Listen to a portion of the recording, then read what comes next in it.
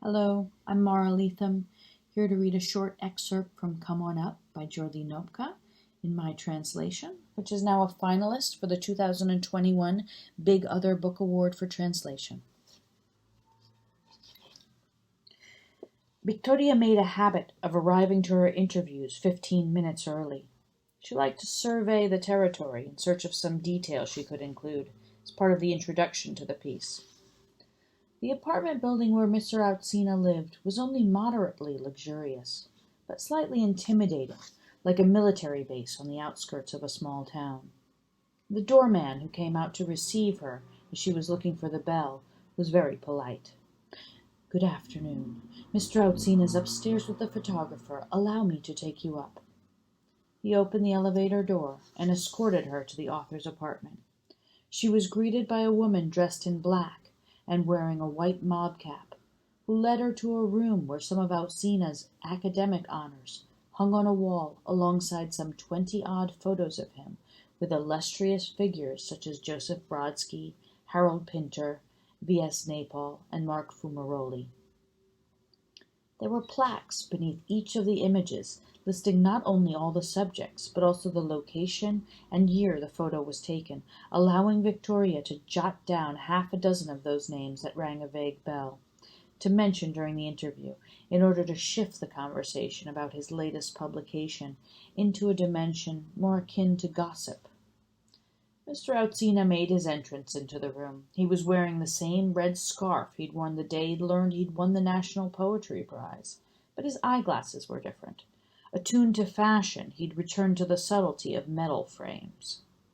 "Good afternoon," he said, extending his hand. "Come, let us go to the living room. We'll be more comfortable there." Victoria followed him to a leather sofa, but opted to sit on the pouf beside the coffee table, which teemed with catalogues from American Museum retrospectives. "Are you sure you're okay there?" Mr. Outsina repeated a couple of times. When she had the tape recorder set up, Victoria asked him the requisite question, "Can I record our conversation?"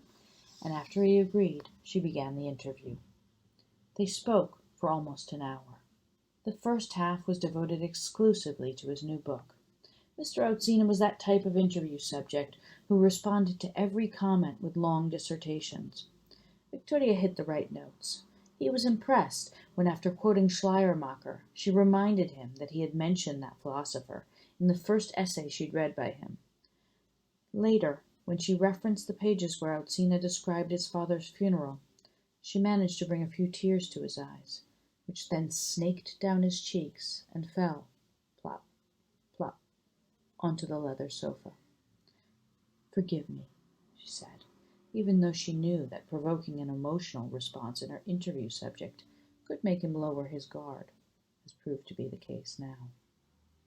During the second half-hour, Victoria managed to get Mr. Outsina to sing the praises of Harold Pinter's plays based on the evening they'd spent together 20 years earlier, as well as discredit V.S. Naipaul by recalling how poorly he'd treated the waitresses in that restaurant in New York where they'd dined shortly after he was awarded the Nobel Prize in Literature.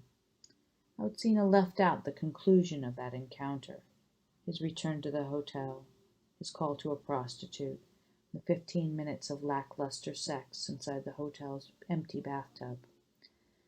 Instead, he spoke for a few minutes about his connection to the ideals of the far left.